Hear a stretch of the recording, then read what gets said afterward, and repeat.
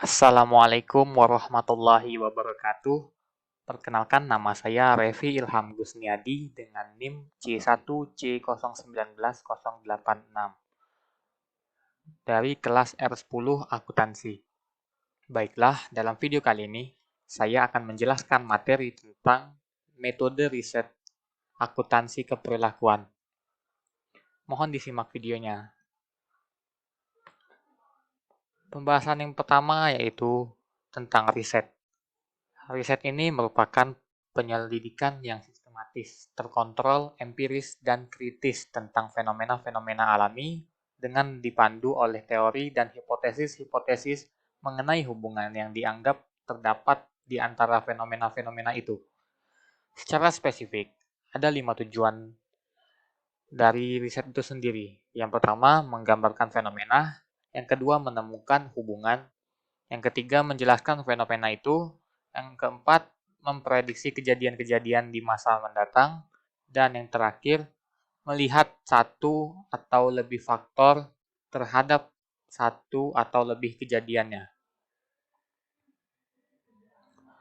Pembahasan yang kedua yaitu memahami replikasi. Mengapa replikasi ini harus dipahami? Karena replikasi sendiri merupakan pengulangan suatu studi atau riset yang dilakukan secara sengaja. Replikasi juga dapat dikatakan sebagai suatu usaha untuk meriset ulang riset-riset terdahulu atau yang sudah pernah dilakukan. Ada beberapa alasan logis mengapa kita harus melakukan replikasi. Yaitu yang pertama, menguji temuan umum riset. Alasan yang kedua, menguji validitas temuan riset dengan populasi berbeda. Alasan yang ketiga yaitu menguji kecenderungan atau perubahan waktu. Dan alasan yang terakhir yaitu menguji temuan-temuan penting menggunakan metodologi yang berbeda. Pembahasan selanjutnya yaitu mengenali masalah.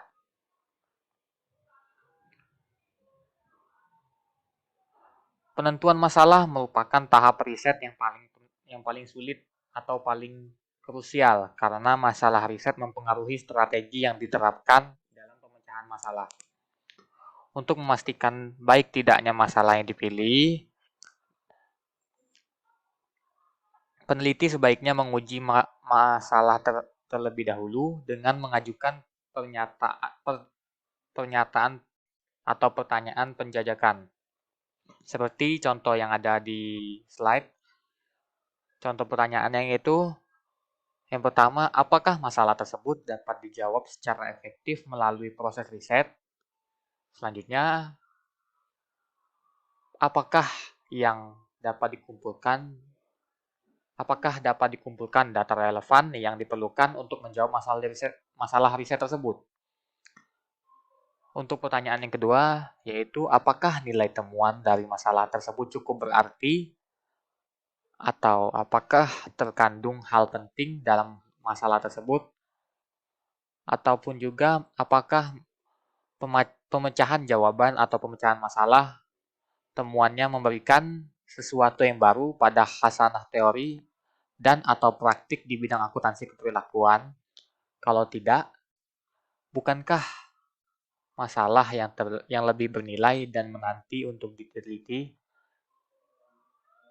Contoh pertanyaan penjajakan yang ketiga yaitu apakah masalah tersebut merupakan masalah baru? Apakah masalah tersebut belum pernah diteliti sebelumnya?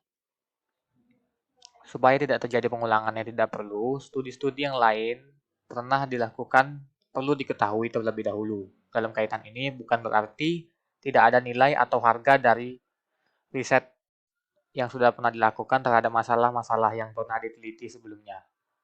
Dan contoh pertanyaan penjajakan yang terakhir yaitu apakah masalah tersebut memungkinkan untuk diteliti?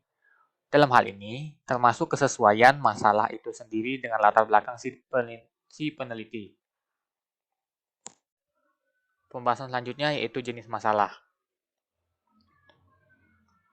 Bagi mahasiswa yang baru pertama kali melakukan riset, jenis masalah ini dalam kaitannya dan penekanannya lebih kepada pengalaman tentang cara melakukan riset dan bukan pada memberikan kontribusi temuan riset. Oleh karena itu, untuk lebih memahami masalah yang ada dalam riset akuntansi keperilakuan,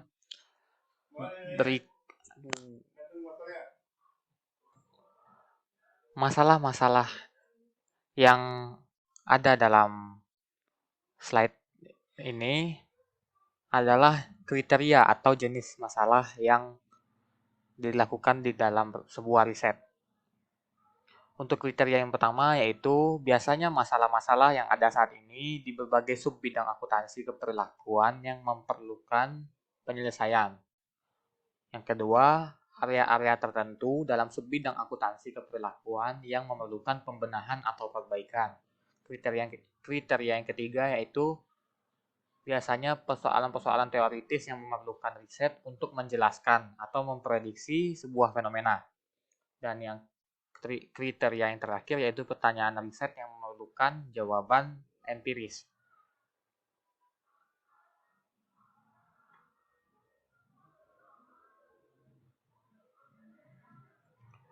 Pembahasan selanjutnya yaitu menyatakan dasar masalah. Dasar permasalahan dimulai dari usaha untuk mengembangkan pertanyaan-pertanyaan keperilakuan dengan memerinci pertanyaan dasar ke dalam pertanyaan-pertanyaan yang lebih khusus. Pertanyaan-pertanyaan yang lebih rinci tersebut dapat dikatakan sebagai hasil dari proses pada hierarki pertanyaan riset akuntansi keperilakuan. Proses pada hierarki dimulai dengan cara mengidentifikasi permasalahan akuntansi keperilakuan dan mengembangkan menjadi pertanyaan, serta selanjutnya yaitu membuat sebuah keputusan. Lanjut untuk pembahasan selanjutnya yaitu sumber penemuan masalah. Secara umum, sumber penemuan masalah pada bidang akuntansi keperilakuan dikelompokkan ke dalam dua faktor, yaitu yang pertama, faktor yang dihasilkan dari pengalaman pribadi si peneliti atau disebut dengan pendekatan empiris. Pengalaman pribadi pada dasarnya tidak pernah didapatkan dari bangku pendidikan, melainkan dari berbagai aspek seperti lingkungan keluarga, lingkungan kerja, pergaulan, ekonomi, penganggaran, pengambilan keputusan akuntansi keuangan, dan pada bidang manajemen. Faktor yang kedua dihasilkan dari tinjauan terhadap literatur riset, disebut dengan pendekatan teoritis. Berdasarkan literatur, riset dapat ditelusuri lagi menjadi dua kelompok, yaitu yang pertama literatur yang telah dipublikasikan seperti jurnal dan buku. Kelompok yang kedua yaitu literatur yang belum terpublikasi, seperti skripsi, tesis, disertasi, dan makalah-makalah seminar. Pembahasan selanjutnya yaitu kesalahan umum dalam penemuan masalah. Jika kita telusuri lebih rinci, terdapat berbagai kesalahan yang sering dilakukan peneliti dalam menentukan masalah. Di antaranya yaitu peneliti biasanya mengumpulkan data tanpa rencana atau tujuan riset yang jelas. Kesalahan yang kedua yang sering dilakukan yaitu peneliti memperoleh sejumlah data dan berusaha merumuskan masalah riset sesuai dengan data yang tersedia. Yang ketiga, peneliti sering merumuskan masalah riset dalam bentuk yang terlalu umum dan ambigu, sehingga menyulitkan interpretasi hasil dan pembuatan kesimpulan riset. Yang keempat, peneliti sering menemukan masalah tanpa terlebih dahulu menelaah hasil-hasil riset sebelumnya dengan topik sejenis, sehingga masalah riset tidak didukung dengan kerangka teoritis yang baik. Dan kesalahan yang sering dilakukan terakhir yaitu peneliti memilih riset yang hasilnya kurang memberikan kontribusi terhadap pengembangan teori atau pemecahan masalah praktis. Pembahasan selanjutnya yaitu memahami teori. Para peneliti harus memahami nilai-nilai dari teori. Teori dapat memberikan manfaat sebagai berikut. Yang pertama, membatasi cakupan fakta yang harus dipelajari. Yang kedua, teori menghendaki riset yang memungkinkan hasil yang lebih besar. Selanjutnya, teori menyarankan suatu sistem bagi peneliti untuk menggunakan data dalam rangka mengklasifikasikannya dengan cara-cara yang berarti. Yang keempat, teori dapat merangkum pengetahuan tentang suatu objek dan menyatakan keseragaman yang berada di luar pengamatan. Yang kelima, teori dapat digunakan untuk memprediksi fakta-fakta lebih lanjut yang dapat atau harus ditemukan. Dan yang terakhir, pemahaman umum tentang teori menyatakan bahwa suatu teori menerangkan atau menjelaskan mengapa gejala spesifik atau proses tertentu terjadi. Dengan demikian, teori dianggap memberikan jawaban atas pertanyaan tentang mengapa dan bagaimana hal tersebut biasa terjadi.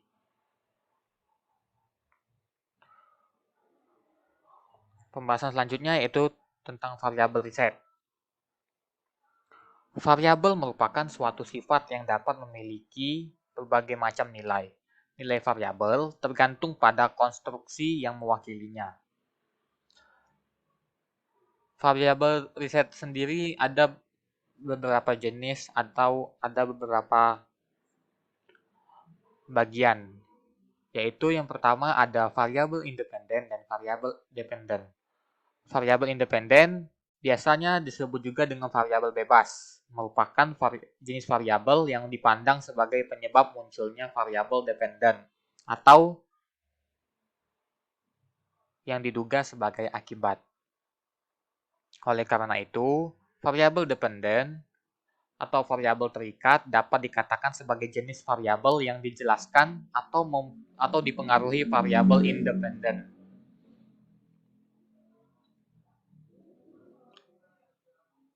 Variabel yang kedua dalam riset yaitu variabel moderasi, yaitu variabel independen kedua yang dipercaya mempunyai kontribusi yang signifikan atau mempunyai pengaruh ketidakpastian terhadap keaslian hubungan antara variabel independen dan variabel dependen. Dan jenis variabel yang terakhir yang biasa dipakai di riset yaitu variabel intervensi, yaitu suatu mekanisme konseptual di mana variabel independen dan variabel moderasi mempengaruhi variabel dependen. Selanjutnya yaitu pembahasan tentang penggunaan proporsi dan kriteria. Penggunaan proporsi sendiri didefinisikan sebagai suatu pernyataan tentang konsep-konsep yang dapat dipertimbangkan. Sementara hipotesis sebagai jawaban sementara terhadap permasalahan yang dipertanyakan. Ada beberapa kriteria untuk hipotesis. Kriteria yang pertama, hipotesis harus merupakan pernyataan yang mengarah pada tujuan riset. Yang kedua, hipotesis harus berupa pernyataan yang dirumuskan dengan maksud untuk dapat diuji secara empiris. Dan yang ketiga, kriteria yaitu hipotesis harus berupa pernyataan yang dikembangkan berdasarkan teori-teori yang lebih kuat dibandingkan dengan hipotesis saingan. Kedua, yaitu jenis hipotesis. Jenis hipotesis sendiri dirumuskan untuk menggambarkan hubungan antara dua variabel, yaitu variabel independen dan variabel dependen. Rumusan hipotesis dapat dinyatakan dalam berbagai bentuk, yaitu pernyataan jika maka atau proporsi, hipotesis nol, dan hipotesis alternatif. Selanjutnya yaitu pemilihan data atau sampel. Setiap menentukan besaran sampel yang digunakan dalam riset, langkah pertama yang harus dilakukan peneliti adalah mengetahui jumlah besaran populasi keseluruhan riset. Dari jumlah populasi tersebut, peneliti akan mendapat menarik besarnya sampel representatif yang harus dipenuhi oleh peneliti untuk mampu melakukan generalisasi terhadap kesimpulan akhir riset.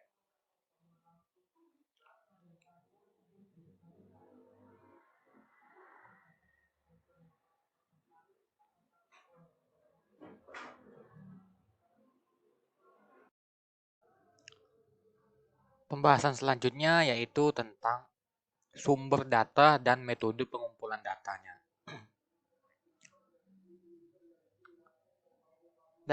Data sendiri ada beberapa jenis, yaitu yang pertama ada data subjek, data fisik, dan data dokumenter.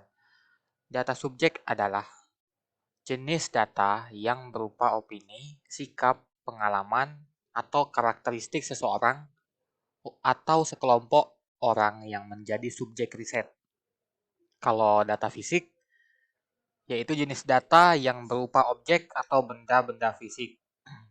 Dan data dokumenter, yaitu jenis data yang antara lain berupa faktur, penjualan, surat-surat, notulen hasil rapat, memo, atau dalam bentuk laporan program.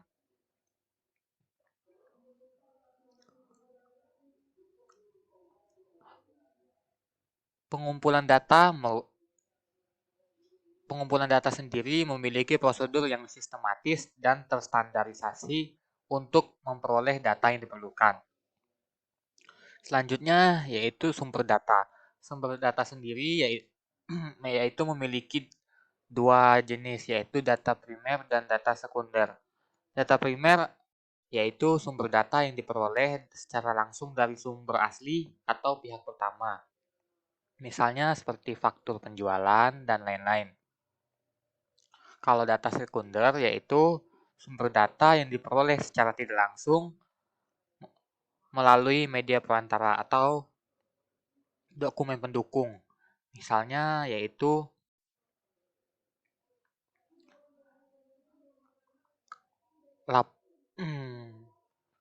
otorisasi yang ada dalam faktur misalnya. Pembahasan selanjutnya yaitu mengenai validitas dan keandalan. Validitas ini yaitu berkaitan dengan hal-hal yang salah, dan keandalan sendiri yaitu mengenai atau berkaitan dengan hal-hal yang representatif. Dua hal tersebut dinilai menggunakan validitas dan keandalan. Validitas sendiri memiliki beberapa jenis, yaitu ada 4. Yang pertama, validitas isi. Merupakan pokok pertimbangan untuk setiap pertanyaan yang diajukan dan diukur dalam istilah-istilah yang berhubungan dengan relevansi terhadap konsep yang diukur. Yang kedua, validitas prediktif. Yang ketiga ada validitas kongruen, dan yang keempat ada validitas konstruksi. Selanjutnya adalah keandalan. Keandalan ini merupakan suatu instrumen atau alat ukur yang andal yang akan menghasilkan alat ukur yang lebih stabil di setiap waktu. Aspek nilai lain dari keandalan adalah akurasi dari instrumen pengukuran. Pembahasan selanjutnya yaitu metode pengumpulan data. Ada 2 metode yang melatar belakangi hal ini, yaitu yang pertama, para peneliti tidak memahami pekerjaan orang-orang tersebut dan penyebab mereka melibatkan perilaku. Dan yang kedua, ukuran sampel yang kecil sangat beresiko untuk melakukan generalisasi hasil terhadap populasi.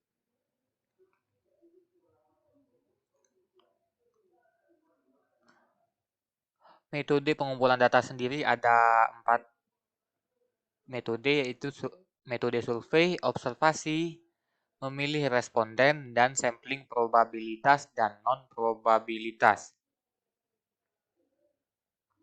Selanjutnya yaitu instrumen riset. Instrumen riset ini terbagi menjadi 2, yaitu instrumen yang menjamin kerjasama responden, dan yang kedua menjamin validitas dan keandalan jawaban. Untuk menjamin kerjasama responden, ada beberapa teknik yang dapat menghasilkan tingkat respon yang tinggi. Yang pertama, sebelum wawancara dengan seorang responden, Peneliti seharusnya mengirimkan surat yang jelas yang menjelaskan tujuan umum dari wawancara tersebut, dan responden dapat menghubungi mereka melalui telepon atau membuat suatu janji wawancara. Dan pada hari wawancaranya, para peneliti seharusnya datang tepat waktu dan mengucapkan terima kasih atas kerjasama terhadap responden.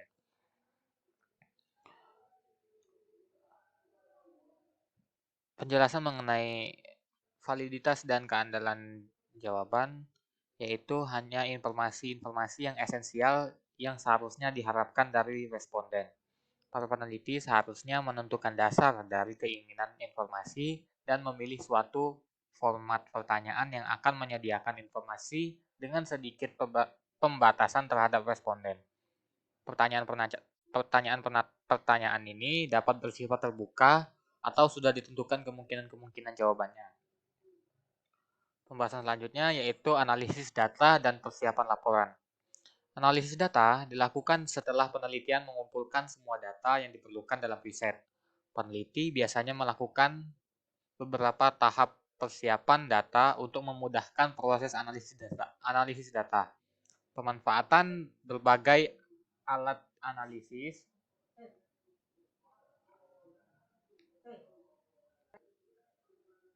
Pemanfaatan berbagai jenis alat analisis sangat bergantung pada jenis riset dan jenis data yang diperoleh. Ketersediaan alat analisis memberikan gambaran bahwa satu alat analisis dengan alat analisis lainnya dapat dengan saling bergantian dimanfaatkan, dan kadangkala hanya satu alat analisis yang dapat digunakan.